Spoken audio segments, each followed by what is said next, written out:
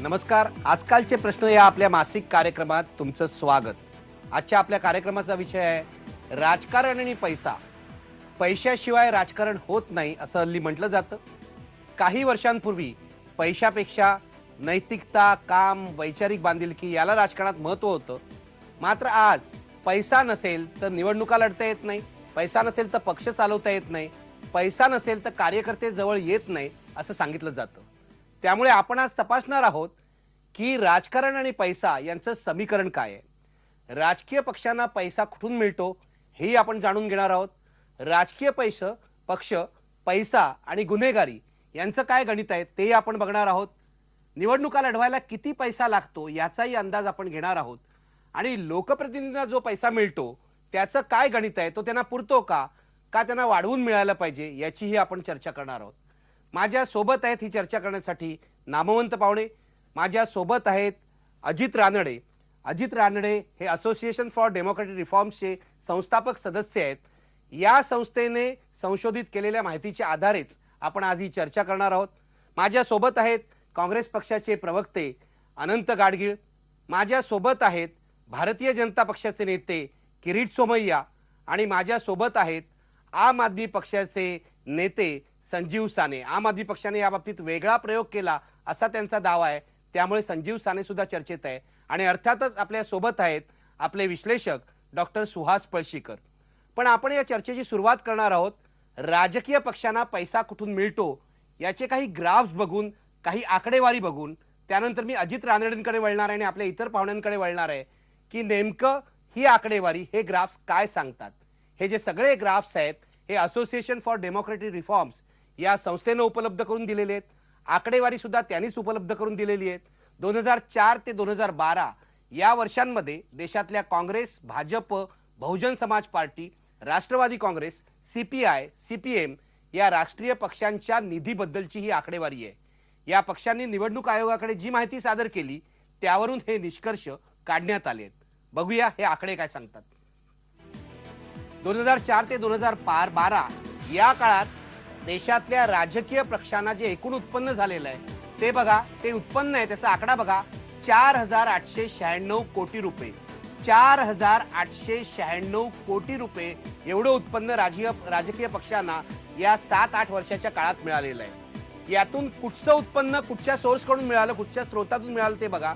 Electoral trust जे आहेत, म्हणजे विविध बिझनेस हाऊसेसची, उद्योग समूहाशी संबंधित जे इलेक्टोरल ट्रस्ट आहेत त्याच्याकडून या राजकीय पक्षांना मिळाले आहेत 106 कोटी रुपये. मोठ्या कंपन्या या ट्रस्टच्या माध्यमातून राजकीय पक्षांना हा फंड देतात. पक्षांचं जे एकूण उत्पन्न आहे जे आपण दाखवलं 4,896 कोटी रुपये, त्यापैकी अशा प्रकारे ट्रस्टकडून उपलब्ध होणारा पैसा आहे 2.16%. एकूण पैशापैकी 2.16% अधिकृत ट्रस्टकडून मिळालेले. उत्पन्नाचा पुढचा सोर्स बघा, माहीत असलेल्या देणगीदारांकडून मिळालेली देणगी जी आहे ती आहे 436 कोटी रुपये.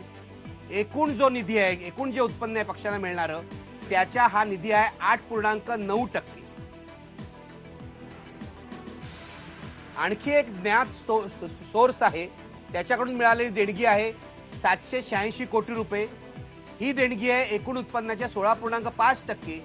हा जो ज्ञात सोर्स असा आपण सांगतोय, ज्ञात स्रोत आपण सांगतोय, तो काय आहे बघा. पक्षांना मालमत्तेच्या विक्रीतून हा निधी मिळालेला आहे, सदस्यता शुल्कातून हा निधी मिळालेला आहे, बँकेच्या व्याजातून हा निधी मिळालेला आहे आणि पक्षांतर्गत देणग्या ज्या मिळालेल्या आहेत त्यातूनही हा निधी मिळालेला आहे. पण याचं प्रमाण आहे 16.5%. आणि आता बघा, अज्ञात स्रोतांकडून मिळालेली जी देणगी आहे सर्व राजकीय पक्षांना मिळून ही 3,675 कोटी रुपये आहे. एकूण उत्पन्न आहे 4,896 कोटी रुपये आणि अज्ञात सोर्सेसकडून मिळालेली देणगी आहे 3,675 कोटी रुपये. ही जी देणगी आहे 3,675 कोटी रुपये ही एकूण उत्पन्नाच्या 75.05% आहे. म्हणजे 75%हून अधिक रक्कम या राजकीय पक्षांना जी मिळालेली आहे ती अज्ञात सोर्सेसकडून मिळालेली आहे. आणि यामध्ये कायद्यानुसार ज्याला परवानगी आहे ते 20,000पेक्षा कमी देणगी देणारे देणगीदार आहेत, हे लक्षात घ्या. ही सगळी आकडेवारी ग्राफच्या स्वरूपात बघायची तर कशी दिसते ते बघा पडद्यावर. निवडणूक फंडातून राजकीय पक्षांना पैसे मिळाले आहेत 2.16%. देणगीदारांकडून पैसे मिळाले आहेत 8.9%. इतर स्त्रोतातून पैसे मिळाले 16.5% आणि अज्ञात स्त्रोत जे मी आता शेवटी सांगितलं अज्ञात स्त्रोतातून पैसे मिळाले आहेत 75.05%. 75%हून अधिक पैसे हे अपारदर्शक आहेत, नॉन ट्रान्सपरंट आहेत, ते अज्ञात स्त्रोताकडून राजकीय पक्षांना मिळालेले आहेत. ही आकडेवारी जी आहे ती एडीआरच्या सहकार्याने आपल्याला मिळालेली आहे आणि ही 2004 ते 2012 या काळातली आहे. असोसिएशन फॉर डेमोक्रेटिक रिफॉर्म्स 2008 ते 2012 या काळात देशभर झालेल्या एकूण 31 निवडणुकांचा अभ्यास केला. यात 2009च्या लोकसभा आणि उरलेल्या विधानसभांचाही समावेश आहे. या निवडणूक काळात 6 मोठ्या राजकीय पक्षांना जो निधी मिळाला त्यापैकी मोठा भाग हा रोख रकमेच्या स्वरूपात होता, म्हणजे कॅशमध्ये होता, आणि अगदी कमी देणगी ही चेक किंवा डिमांड ड्राफ्टद्वारे देण्यात आली आहे. पार्टी हेडक्वार्टरमध्ये आलेला हा निधी कसा आहे, पक्षनिहाय परिस्थिती काय आहे ते जरा पडद्यावर पाहूया. बघा, हा फक्त निवडणूक काळात जमा झालेला निधी आहे, म्हणजे निवडणुकीच्या आधी 2 ते 3 महिने जमा झालेला निधी आहे. बघा पडद्यावर, काँग्रेसला मिळाला आहे 279 कोटी रुपये. 90% निधी यापैकी जो आहे तो रोख रकमेच्या स्वरूपात मिळाला आहे. भाजपला मिळाला आहे 326 कोटी रुपये, 67.18% निधी आहे रोख रकमेच्या स्वरूपात. राष्ट्रवादीला 18 कोटी, 83% निधी आहे हा रोख रकमेच्या स्वरूपात आहे. बसपाचा आकडा बघा, बसपाचा आकडा भाजपपेक्षाही जास्त आहे, काँग्रेसपेक्षाही जास्त आहे. 330 कोटी रुपये आणि 71% पैसे हे रोख रकमेच्या स्वरूपात आले. सीपीआयला मिळालाय 5 कोटी रुपये आणि सीपीएमला 9 कोटी रुपये. त्यांची जी रोख रकमेचं स्वरूप आहे हे कमी आहे. दोनच पक्ष आहे, सीपीआय आणि सीपीआय, ज्यांच्याकडे चेक कडून येणारा पैसा हा अधिक आहे असं आपल्याला पडद्यावर दिसतंय. आपण चर्चेला सुरुवात करूया आणि अजित रानडे, तुम्ही या एडीआरचे असोसिएशन फॉर डेमोक्रेटिक रिफॉर्म्सचे संस्थापक सदस्य आहात. ही आकडेवारी बघितली की धक्का बसतो. सर्वसामान्य मतदाराला हे माहित नसतं की 75% पैसे जे आहेत राजकीय पक्षांचे हे अज्ञात सोर्सेस कडून येत आहेत. म्हणजे काय? हे बघा, बऱ्याच वर्षांपासून आपल्या राजकारणात किंवा निवडणुकांमध्ये 2 मेन आपल्याकडे म्हणजे प्रॉब्लेम्स आहेत. एक म्हणजे ज्याला आपण म्हणतो मनी पॉवर आणि मसल पॉवर, बाहुबली आणि मनी पॉवर. तर मनी पॉवर जो आहे तो म्हणजे हा इन्फ्लुएन्स हा वाढतच चाललेला आहे. म्हणून आम्ही नुसतं म्हणजे तुम्ही जे आकडे दाखवले ते फक्त निवडणूक आयोगाकडनं नव्हे तर इन्कम टॅक्सकडनं पण आम्ही त्याचे तपशील मागितले होते आणि ते आम्हाला मिळवायला जवळजवळ 3-4 वर्ष लागली. तर ह्याच्यातनं असं दिसतं की पारदर्शकता बिलकुल नाही आहे की हे पैसे कुठनं येतात आणि त्याचा व्यय कुठे होतो, म्हणजे त्याचे वापरले कुठे जातात. हा पण जसं तुम्ही म्हणालात हे त्यांचं उत्पन्न झालं, पण ते वापरले कुठे जातात ह्याला पण तेवढंच महत्त्व आहे. आणि याचं कारण असं की जर ह्याच्यात पारदर्शकता नसेल तर ह्याच्यात काही क्विड प्रो को तर नव्हे की म्हणजे ह्याच्यात काही म्हणजे हे घेऊन तुम्ही त्याच्याबद्दल काही ऑब्लिगेशन, त्याच्याबद्दल काही तुमच्या म्हणजे ऑब्लिगेशन त्या पार्टीवर येत आहेत का, पक्षावर येत आहेत का. दुसरी गोष्ट म्हणजे हे फायनान्सेस किंवा ज्याला आपण हे उत्पन्न किंवा इन्कम आणि एक्सपेंडिचर म्हणतो, सर्व प्रकारच्या संस्थांना काही ना काही कायदा लागू असतो. उदाहरणार्थ कंपन्या घ्या किंवा चॅरिटेबल ट्रस्ट घ्या किंवा हॉस्पिटल घ्या, शाळा, सर्वांना अकाउंट सबमिट करावे लागतात. मात्र राजकीय पक्षांना हे फक्त म्हणजे त्यांना इन्कम टॅक्सकडे करावे लागतात, पण ते जरी नाही केले तरी त्याला काही पेनल्टी नसते. पण राजकीय पक्षांवर बंधन काय? म्हणजे बंधन जवळजवळ नाहीच आहे, इतकं शिथिल आहे की त्याला काहीतरी एक कायद्याचं एक स्वरूप असावं आमच्या मते, की काहीतरी त्यांच्यावर बंधन असावं आणि कंपल्सरी जर तुम्ही टॅक्स रिटर्न्स किंवा तुमच्या उत्पन्नाचे म्हणजे स्त्रोत दाखवलं नाही तर त्याला काहीतरी पेनल्टी असावी. मला राजकीय पक्षाच्या प्रतिनिधींना या चर्चेत आणायचं आहे. अनंत गाडगीळ, किरीट सोमय्या आणि संजीव साने, 4,895 कोटी रुपये जमा झाले 7 वर्षामध्ये आणि यापैकी 75% निधी हा अपारदर्शी आहे. कोणत्या सोर्सेस कडून आला काही कळायला मार्ग नाही. आणि रानडे म्हणतात त्यामुळे तुमच्यावर राजकीय पक्षांवर कोणतंही बंधन नाही. याचा अर्थ काय लावायचा? नाही, पहिलं म्हणजे की आम्ही दिल्लीशी काय मी हिशोब बघत नाही, पण महाराष्ट्र काँग्रेसचे बद्दल मी सांगू इच्छितो की आम्ही आमचे अकाउंट्स व्यवस्थित लिहितो, ते ऑडिट केले जातात आणि सहसा राजकीय पक्षांचे, विशेषतः काँग्रेस पक्षाचे खर्च आणि हे सगळं ताळेबंद हे तयार केलं जातं. अनेकदा आता लोकांना असा प्रश्न असतो की राजकीय पक्षांकडे पैसा येतो कुठनं, तर आमच्याकडे काही वेगवेगळ्या लेयर्स आहेत की बाबा अमक्या लेवलचा पदाधिकारी असेल तर त्यांनी इतके पैसे दिले पाहिजेत, त्याच्यावरचा जर पदाधिकारी असेल तर त्यांनी इतके हे एक रकमेचा भाग. दुसरं विशेषतः तुमच्या ग्राफमध्ये जे दाखवलं जातं आहे की निवडणुकीच्या पूर्वी जास्त पैसे जमा होतात रोखमध्ये, ज्या वेळेला निवडणुका लागतात कुठल्याही त्यावेळेला आम्ही जेव्हा उमेदवारांकडनं इच्छुकांकडनं अर्ज मागवतो त्या अर्जाच्या सोबतमध्ये उमेदवारांना एक ठराविक रक्कम की उदाहरणार्थ पार्लमेंट लढवायचं असेल तर 10,000 रुपये पण तो असेंब्ली नॉन लढवायचं सोर्स आहे. नाही नोंद हा नॉन सोर्स आहे की तो नॉन उमेदवारांकडून सोर्स फी आहे, पण तो रोख घेतली आहे. ती आपल्या तो बऱ्याचदा तिजोरीमध्ये भरली. बऱ्याचदा लोक तर कॅशमध्ये भरतात त्यामुळे तो कदाचित पण तुम्ही रिसिट देता. हो पण त्यामुळे तुमचं म्हणजे तो नॉन आहे, म्हणजे तो ज्ञात तरी तो वर्गीकरण करताना तुमचा रोख मध्ये गेलेला आहे त्यामुळे ती कदाचित एक शक्यता आहे. आता अनअकाउंटेड जे म्हटलं जात आहे तर ते आता बऱ्याचदा कसं होतं की काही प्रेमापोटी इच्छेपोटी काही लोक राजकीय पक्षांना देणगी देत तुम्ही असतात. हसताय. आता हा अनअकाउंटेड नेमका कुठून येतो? म्हणजे 20,000 खाली जी देणगी घेतली अनेक- तर त्याला मुभा आहे तुम्हाला कायद्यानुसार, तुम्ही बेकायदेशीर वागताय असं नाही, हा. पण कायद्यामध्ये तुम्ही बेकायदेशीर गोष्टी बसवल्यात असं म्हणायला पाहिजे की नाही? नाही नाही थोडक्यात तसं हरकत नाही कारण कसं आहे की शेवटी नियमात बसवण्याकरता अनेक लोक अनेक लूपहोलचा मार्ग करत असतात आणि कदाचित ही शक्यता आहे की बाबा त्या पद्धतीने पण तरी सुद्धा ही नावं वेगवेगळ्या नावानी असे अकाउंटिंग हे केलं म्हणजे जातं. तुम्ही कायद्यात बसवताय एवढंच, बसवत आहे. कायद्यात बसवता. अहो, आज आपण 50 रुपयाचं रेल्वेचं तिकीट जेव्हा घेतो तेव्हा पण आपण फॉर्म भरून येतो की नाव, तुमचं पॅन नंबर, कधी कधी ड्रायव्हिंग लायसन्स नंबर येतो. म्हणजे 50 किंवा 25 रुपयाच्या आपण ट्रान्झॅक्शनला पण एवढी माहिती देऊ शकतो. तर 20,000 रुपयाच्या म्हणजे द्यायलाच पाहिजे खरं म्हणजे. आणि तुम्हाला माहिती आहे की ओबामासारख्या त्यांच्या मोठ्या कॅम्पेनमध्ये एक डॉलरचा त्यांनी हिशेब दिलेला आहे. एक डॉलरचा हिशोब एक दिलेला डॉलर म्हणजे माहिती गोळा करणं, म्हणजे देणगीवाल्याची माहिती गोळा करणं ही काय अशक्य किंवा तुम्हाला असं वाटतं की 20,000 रुपयाची सवलत आहे ती काढून टाकली पाहिजे?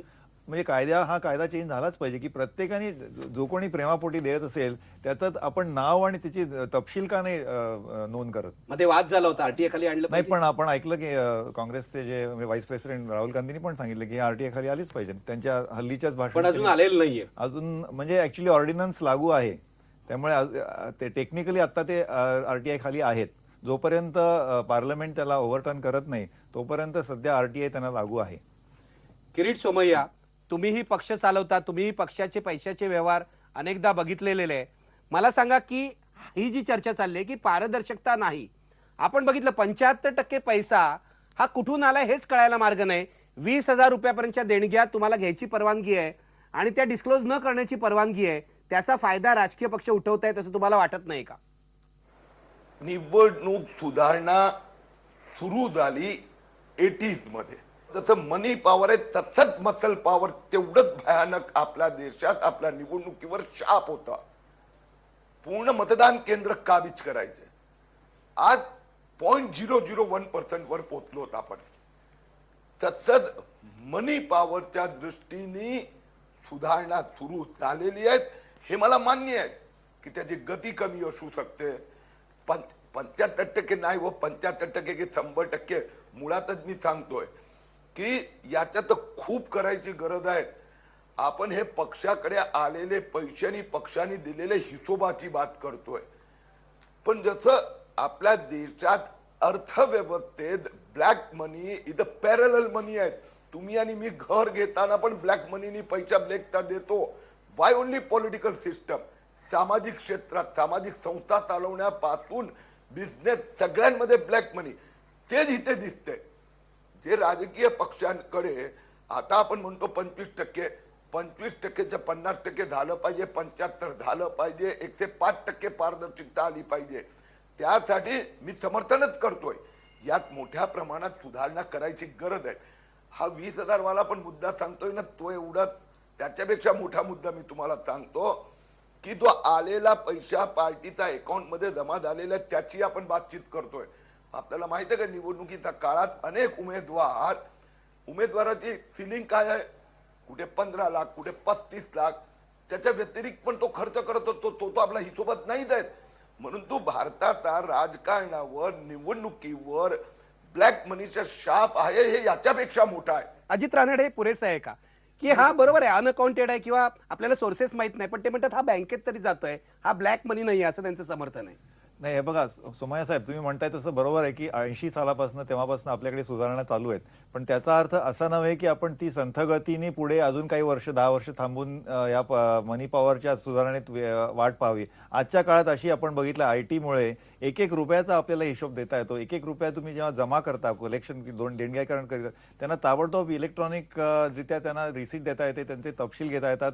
2009च्या लोकसभेनंतर आणि विधानसभेच्या सगळ्या निवडणुकांमध्ये जर तुम्ही त्यांचे ऑडिटेड एक्सपेन्सेस बघितले, जे निवडणूक आयोगाकडे तुम्हाला कंपल्सरी द्यावे लागतात, सगळ्या म्हणजे जवळजवळ 98% लोकांनी 50% पण त्याचं लिमिट गाठलेलं नाहीये. म्हणजे जो काय तुम्हाला 15 लाख जर लिमिट असेल तर अर्धाच पैसा खर्च केला 8 लाख खर्च होत आहे ऑफिशियली. म्हणजे उरलेला सगळा ब्लॅक मनी खर्च होत नाही, म्हणजे खर्च होतच नाही ऑफिशियल लिमिट प्रमाणे. ऑफिशियल लिमिट प्रमाणे खर्च होत नाहीये.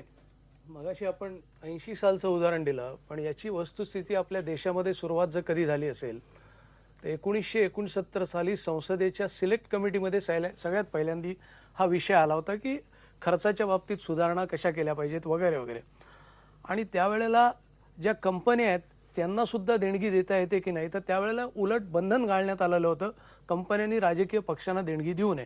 कारण काही वेळेला काय झालं की जसं इंग्लिशमध्ये म्हणतात तसं की I like to play on the winning horse, तर काही कंपन्या जिंकणाऱ्या पक्षाला जास्त देत होत्या आणि इतर पक्षांना देत नव्हत्या. 6 उपाय त्यावेळेला पार्लमेंटनी सुचवलेले होते.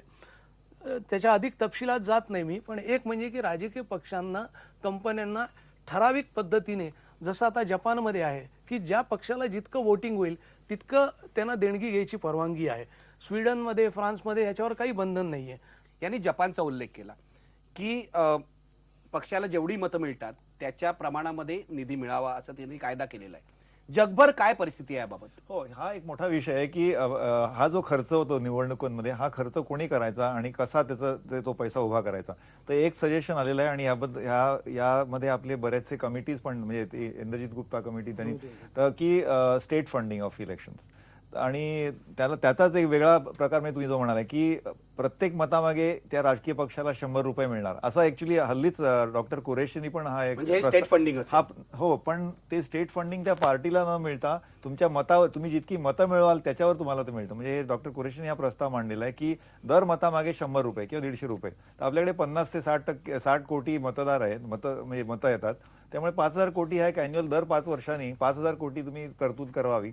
पण आमची अशी एक भीती आहे की हा पैसा तर येईलच आणि जो एरवी इतर पैसा आता खर्च होतोय तो पण येईल. हा पण म्हणजे त्याचा आणि ह्याचा जोपर्यंत ह्याच्यावर आपण आळा घालत नाही, कंट्रोल आणत नाही, तोपर्यंत स्टेट फंडिंग. आणि भारत हा असा देश आहे की तो प्रगत देश, म्हणजे जपान काय, स्वीडन काय, या देशांची जर आपण अनुकरण केलं तर ते आर फार ॲडव्हान्स्ड.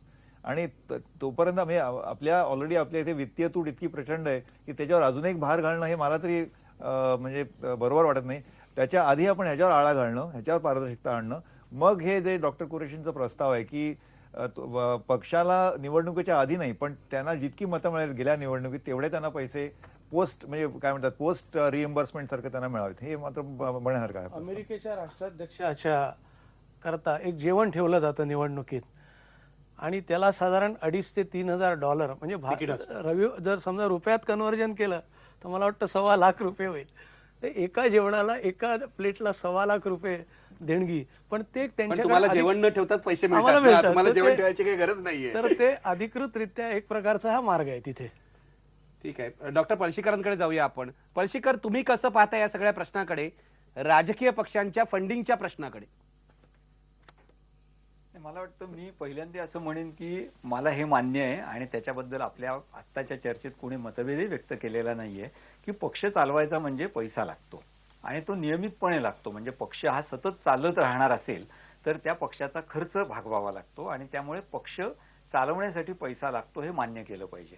ते मान्य केल्यानंतर पुढचा मुद्दा असा येतो की राजकीय पक्ष जो पैसा गोळा करतात तो कसा करतात. आणि मला असं वाटतं की या चर्चेत हा जो 20,000च्या आतल्या देणग्यांचा मुद्दा आलेला आहे त्याच्यामध्ये 2 भाग आहेत. एक, काळा पैसा त्याच्यामध्ये दिला जात असेल, हा एक आहे. पण दुसरा भाग असा आहे की लोक अनामिक का राहू इच्छितात.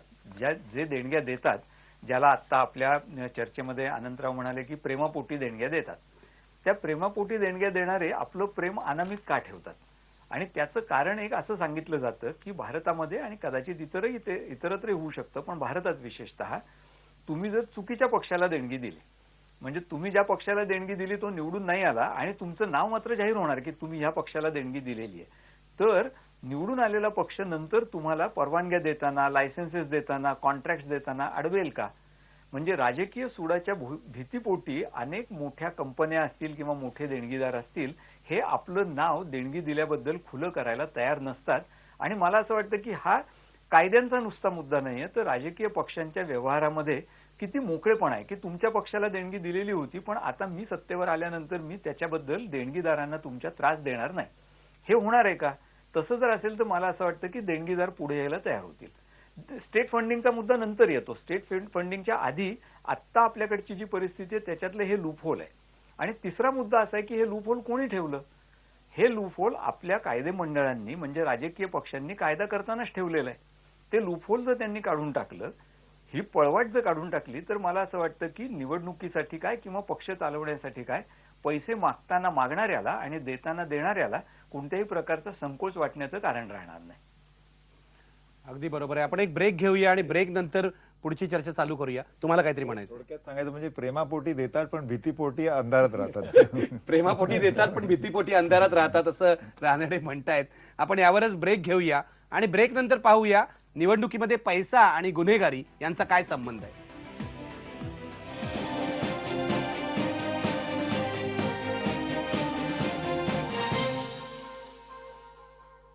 निवडणुकीमध्ये पैसा आणि गुन्हेगारी यांचा काही संबंध आहे का हे आता तपासूया.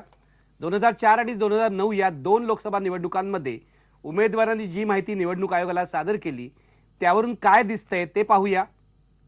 सर्वात आधी उमेदवाराची मालमत्ता आणि निवडणुकीतलं यश याचा कसा संबंध दिसलाय ते पहा. 26% उमेदवार असे आहेत की ज्यांची मालमत्ता जास्त आहे, त्यांची निवडणूक जिंकण्याची शक्यता अधिक आहे. 12% उमेदवार आहे त्यांची मालमत्ता त्यापेक्षा कमी आहे. पण सर्वात कमी मालमत्ता असलेल्या उमेदवारांची निवडणूक जिंकण्याची शक्यता बघा ती फक्त 1% दिसते. म्हणजे उमेदवाराकडे असलेला पैसा आणि त्याची विनेबिलिटी ज्याला म्हणतात ही बरोबर तशीच आहे. ज्याच्याकडे पैसा जास्त तो अधिक जिंकून येऊ शकतो असं आपल्या राजकीय पक्षांचं म्हणणं जे असतं ते बरोबर सिद्ध होतंय. पुढे जाऊया. 2 निवडणुकांमध्ये या 2 आता मी सांगितल्या त्या 2 निवडणुकांमध्ये गुन्हेगारी पार्श्वभूमी असलेले उमेदवार आणि त्यांचं निवडणुकीतलं यश यांचा कसा संबंध दिसतोय बघा. किमान एक गुन्हा ज्यांच्यावर आहे अशा 22% उमेदवार निवडून आलेले आहेत आणि एकही गुन्हा नाही असे फक्त 9% उमेदवार निवडून आलेले आहेत. गुन्ह्याचं स्वरूप जसजसं गंभीर होत जातं तशी निवडणूक जिंकण्याची शक्यताही वाढत जाते असं गेल्या 2 लोकसभा निवडणुकीवरून सिद्ध झालंय. बघा पडद्यावर एकही गुन्हा नाही असे 60% उमेदवार जिंकून आले. किमान एक गुन्हा आहे असे 19% उमेदवार जिंकून आले. किमान एक गंभीर गुन्हा आहे असे 25% उमेदवार निवडून आले. म्हणजे गुन्हा नसलेले उमेदवार निवडून येतात, स्वच्छ चारित्र्याचे उमेदवार निवडून येतात असं काय दिसत नाहीये. मला गाडगीळ तुमच्यापासूनच सुरुवात करायची. याचा अर्थ तुम्ही कधीच निवडून याल अशी शक्यता दिसत नाही. नाही, थोडं पहिल्या मुद्द्याशी मी असहमत आहे. याचं कारण असं की हल्लीची परिस्थिती बदललेली मी मान्य करतो. पण महाराष्ट्रात पूर्वी बघा कैलासवासी मधु दंडवते, कैलासवासी मधु लिमये ह्या लोकांकडे कुठं पैसा होता? यांना लोक निवडून देत होते. माझ्या वडिलांच्या सुद्धा निवडणुकीला नाही नाही, हे पूर्वी झालं, हा भूतकाळ झाला. आपण 80 नंतरची परिस्थिती बघूया. आता परिस्थिती जरूर बदललेली आहे. त्यामुळे आता दुसरं असं आहे की आता लोकांच्या अपेक्षा वाढलेल्या आहेत, साधनं वेगवेगळ्या पद्धतीची आलेली आहेत आणि त्यामुळे त्याकरता खर्च हा लागतोच. मतदारांना हा जो अशा प्रकारचा उमेदवार आहे की ज्याच्याकडे पैसे आहे आणि ज्याच्याकडे बाहुबल सुद्धा आहे हा प्रोटेक्टर दिसतोय का, रॉबिनहूड दिसतोय का, काय म्हणायचं? मला असं वाटतं की मुख्यतः शहरांमधले मतदार जे असतात ते मतदान करताना सर्वसाधारणपणे मॉरल किंवा न नैतिक भूमिका घेत असतात. आणि ती न नैतिक भूमिका अशी असते की आपली कामं कोण करेल, आपल्याला सोसायटीला पाणी कोण देईल, आपल्या सोसायटीला प्रोटेक्शन कोण देईल.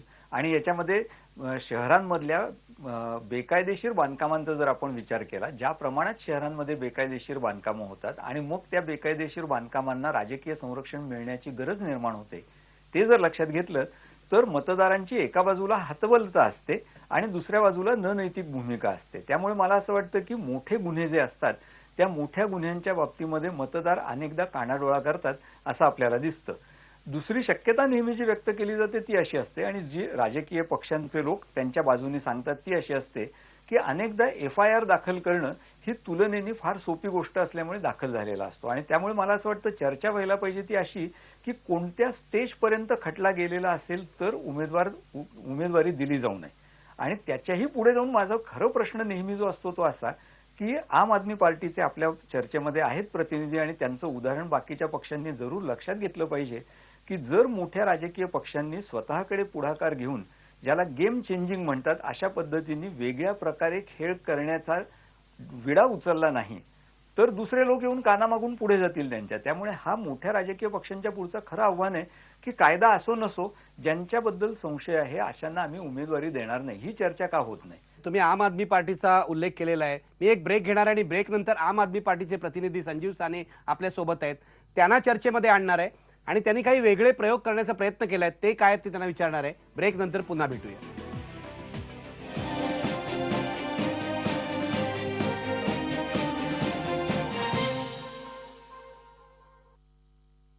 ब्रेक पूर्वी आपण आम आदमी पक्षाचा उल्लेख केला होता. मी थेट जाणार आहे संजीव साने यांच्याकडे. संजीव साने, आम आदमी पक्षाने फंडिंग बाबत, निधी जमा करण्याबाबतही वेगळा प्रयोग केला आणि गुन्हेगारी पार्श्वभूमीच्या उमेदवारांनाही टाळलं. काय प्रयोग केलाय तुम्ही, काय विचार आहे तुमचा?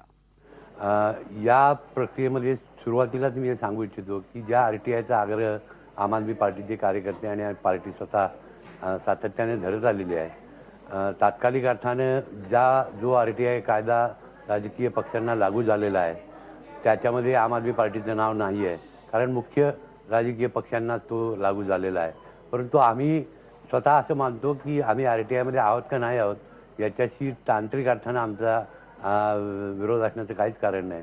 कोणी आमच्याकडे ही माहिती मागितली तर आम्ही आमची माहिती पूर्णपणे उघडी करून द्यायला तयार आहोत. नंबर 1.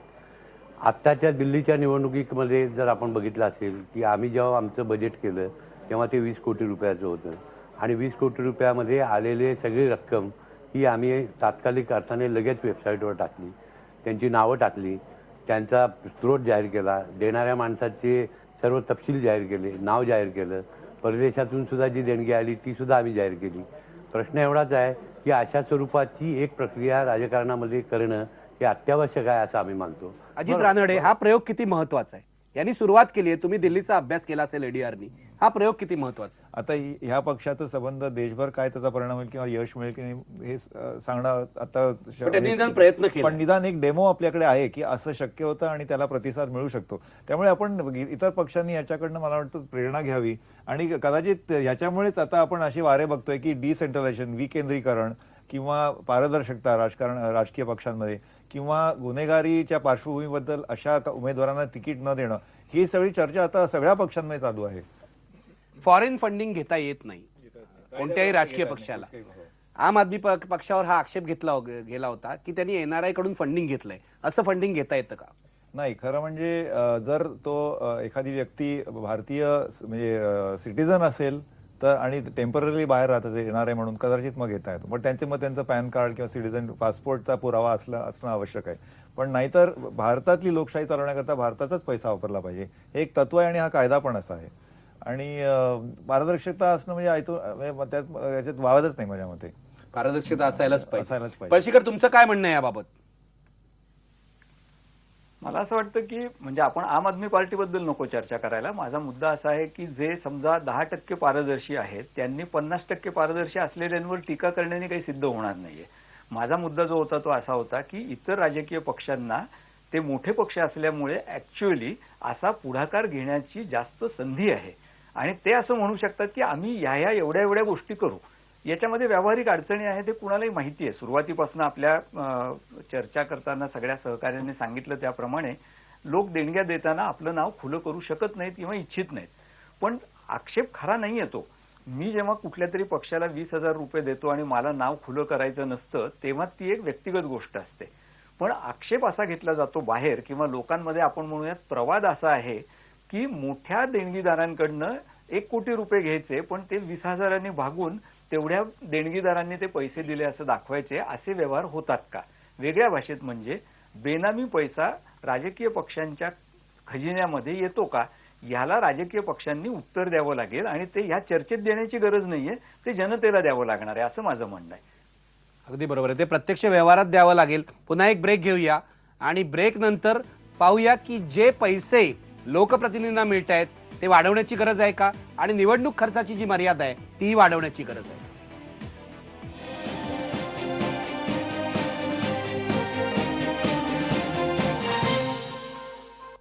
राजकीय पक्षांच्या फंडिंगची अशी चर्चा केल्यानंतर आपण जरा बघूया की निवडणूक आयोगानं उमेदवारांना खर्चाची जी मर्यादा घालून दिली आहे ती किती व्यवहार्य आहे.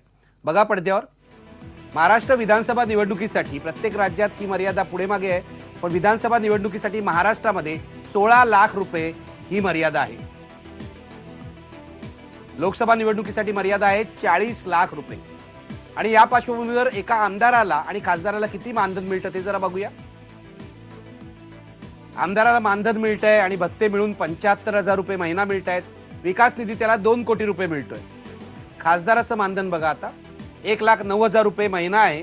विकास निधी 5 कोटी रुपये आणि देशांतर्गत प्रवासासाठी विमानाची 34 तिकीटं त्याला मिळत आहेत. या सगळ्या पार्श्वभूमीवर पुन्हा मला तुमचं मत हवंय की निवडणूक निधीची मर्यादा, निवडणूक खर्चाची मर्यादा पुरेशी आहे का? 40 लाख रुपयात खरोखरच लोकसभेची निवडणूक होते का? हल्लीच्या छोटासा मुद्दा आहे.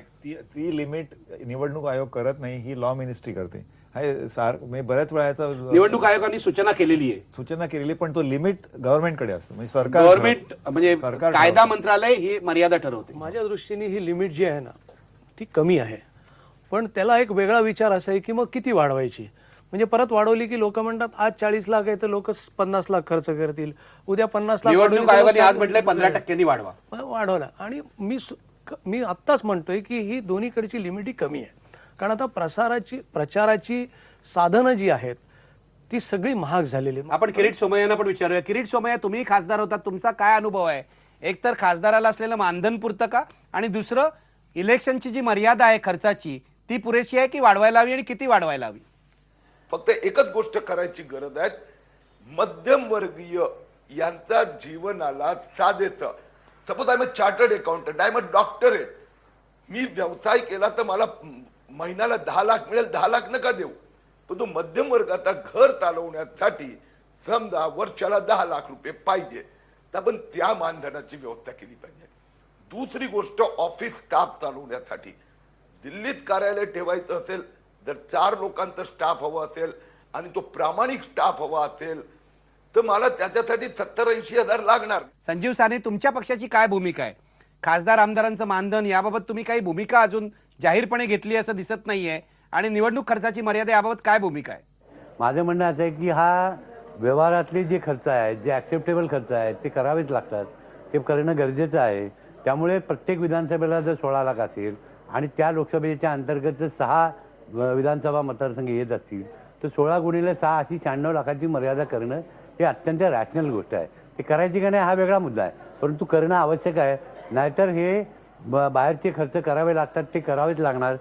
मला सर्वात अधिक महत्त्वाचा मुद्दा जो आहे, प्रत्येक आमदार आणि खासदाराला जो निधी मिळाला जातो, आज कुठल्याही आमदाराला किंवा खासदाराला हे विचारलं तर तो ओपनली हे मान्य करणार नाही की या विकास निधीमधून जी कामं होतात त्या कामाचा कॉन्ट्रॅक्टरकडून मिळणारा जो कट आहे तो कट खासदाराकडे किंवा आमदाराकडे जातो का नाही. व्यवहारता सगळ्या लोकांना माहिती की तो जातो आणि त्याची रक्कम अनेक वेळा ती 30% असते. त्याचा उल्लेख आता किरीट सोमय्या करत होते की जे खर्च सगळे खासदाराला करावे लागतात त्या खर्चांची व्यवस्था केल्यानंतर मग अशा स्वरूपाची विकास निधीची जी कल्पना आहे ती तातडीने बंद करण्याची गरज आहे. अशा स्वरूपाचा एक हक्काचा निधी जर खासदार आमदाराला मिळाला तर त्याची ॲडिशनल पैशाची सोय या प्रक्रियेमधून होते. त्यामुळे तो ताबडतोब बंद केला जावा अशी आमची भूमिका आहे. ठीक आहे, तुम्हाला काहीतरी म्हणायचं? नाही, माझं म्हणणं असं की याच्यात सरसकट जे 16 लाख आणि 40 लाख केलेलं आहे ना त्याचं खरं आणखी वर्गीकरण होणं आवश्यक आहे, शहरी आणि ग्रामीण.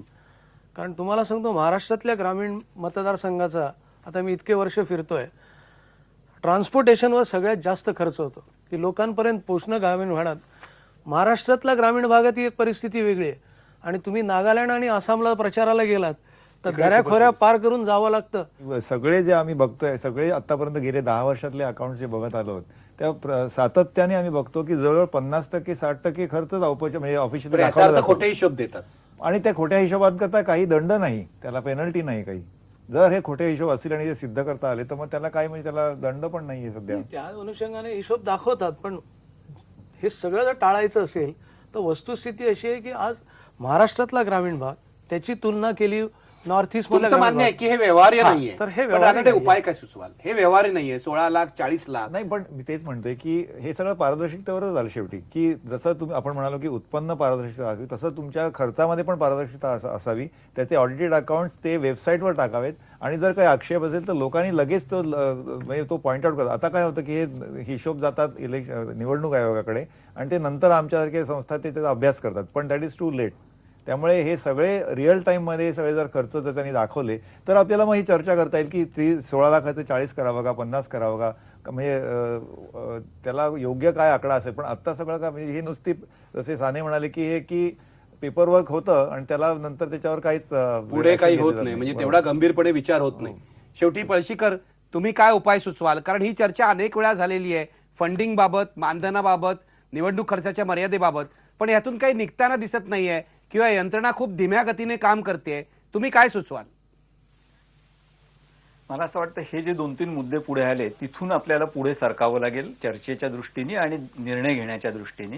एक मुद्दा आपल्या चर्चेतनं जो पुढे आलेला दिसतो ज्याच्याबद्दल एकवाक्यता होऊ शकते तो म्हणजे आमदार, खासदार किंवा लोकप्रतिनिधींना पुरेसा मानधन आणि पुरेसे भत्ते दिले जावेत. त्या भत्त्यांबद्दल आपल्याकडे फार बाळगोत समजुती आहेत. मला असं वाटतं की आत्ता दिले जातात त्याच्या अनेक पटींनी जास्त भत्ते विशेषतः कार्यालय चालवण्यासाठी दिली जाण्याची गरज आहे आणि हा एक महत्त्वाचा टप्पा आहे. आपल्याकडे लोकशाही ही जणू काही स्वस्तात चालवावी किंवा फुकटात चालवावी अशी जी समजूत आहे त्याच्यासाठी एक गमतीशीर आकडेवारी अधिकृत आहे ती बघण्यासारखी आहे. ही आपण निवडणूक खर्चाची उमेदवार करतात त्याची चर्चा करतोय, पण लोकसभेच्यासाठी एकूण देशातल्या सरकारने निवडणुकीसाठी केलेला जर खर्च पाहिला तर तो सरासरी लोकसभा मतदारसंघाच्या मागे 2 कोटी किंवा एकूण 1000 कोटीच्या वर खर्च जातो. आपल्याला हे लक्षात येत नाही की देशाचं सरकार चालवणं आणि देशात लोकशाही राबवणं ही स्केलमुळे भारताच्या एकूण संख्येमुळे खर्चिक गोष्ट आहे. दुसरा जो मुद्दा आपल्या चर्चेतनं आला तो म्हणजे राजकीय पक्षांना यानं त्या स्वरूपामध्ये अधिकृतपणे फंडिंगची किंवा निधीची सोय करून दिल्याशिवाय हा प्रश्न सुटणार नाही. मगाशी जो उल्लेख झाला की प्रत्येक पक्षाला मिळालेल्या मतांच्या साधारणपणे 100 पट किंवा 100 रुपये दर मतामागे याप्रमाणे त्यांना निधी द्यावा. मला असं वाटतं की ह्या मुद्द्यावरती देशभर चर्चा होण्याची गरज आहे, कारण राजकीय पक्षांना अजिबात पैसे गोळा करायला परवानगी न देता फक्त जर त्यांना मिळालेल्या मतांच्या प्रमाणात निधी उपलब्ध करून दिला गेला, त्याच्यासाठी वेगळा छोटा टॅक्स लावता येईल, त्याच्यासाठी वेगळा निधी उभा करता येईल आणि सरकारला 4-5 हजार कोटी रुपये दर निवडणुकीनंतर त्याच्यासाठी द्यावे लागतील. पण ते दिल्यानंतर मला असं वाटतं की राजकीय पक्षांच्या निधीचे स्रोत बाकीचे बंद करणं हे सोपं जाऊ शकेल आणि त्यामुळे हा दुसरा मुद्दा मला असं वाटतं की स्टेट फंडिंग बद्दलचा आहे. आणि तिसरा व्यावहारिक मुद्दा आहे तो मी पुन्हा मांडीन की निवडणूक लढवायची असेल तर मिनिमम खर्च करावा लागतो. आता हे खरं आहे की राजकीय पक्ष काम करत नसतात, त्यामुळे त्यांच्या दृष्टीने प्रसिद्धी हा प्राणवायू असतो आणि त्यामुळे जेवढी प्रसिद्धी मिळेल तेवढं चांगलं म्हणून ते जास्त खर्च करत असतात. याच्याबद्दल मतभेद होऊ शकतील की किती खर्च करावा, किती प्रसिद्धी करावी, पण कुठल्याही पक्षाला आपली पक्ष यंत्रणा चालवून लोकांपर्यंत पोहोचवण्यासाठी निवडणुकीच्या वेळेला पुरेसा निधी आवश्यक असतो. हे जर आपण मान्य केलं तर चर्चा होऊ शकेल आणि मला असं वाटतं की एडीआर काय किंवा तत्सम संस्थांचं महत्त्व हे आहे की त्यांना हे मान्य आहे, कारण नाहीतर भारतात दुसऱ्या प्रकारचा एक लोकांचा गट असा आहे की ज्यांना निवडणुकीसाठी आणि राजकारणासाठी पैसा लागतो हेच मुळे मान्य नाही. आप सारखे पक्ष सुद्धा जे मानतायत की केवळ लोकवर्गणीतून पक्ष चालवता येईल त्याच्याबद्दल माझ्या मनामध्ये शंका आहे. मला असं वाटतं की केवळ लोकवर्गणीतून किंवा पक्ष सभासदांच्या वर्गणीमधून पक्ष चालवणं हे दुरापास्त आहे, कारण आपले पक्ष आवाढव्य असतात आणि ते चालवण्यासाठी पारदर्शकत्वाची जशी आपण मागणी करतो तशीच त्यांना योग्य रीतीने निधी उपलब्ध करून देण्याची यंत्रणा आवश्यक आहे. ते जर झालं तर तिथून पुढे लोकशाहीमध्ये जास्त पारदर्शकत्व कसं येईल याच्यासाठीचे लढे वेगवेगळ्या पक्षांना, वेगवेगळ्या संघटनांना लढणं देणं हे शक्य होईल असं मला वाटतं. शेवटी मी इतकंच म्हणेन की राजकारण आणि पैसा हा गुंतागुंतीचा विषय आहे, पण पारदर्शकता आणि व्यवहारीपणा याची सांगड घातली तर खूप प्रश्न सोपे होऊ शकतात. धन्यवाद. पहा फक्त IBN लोकमत.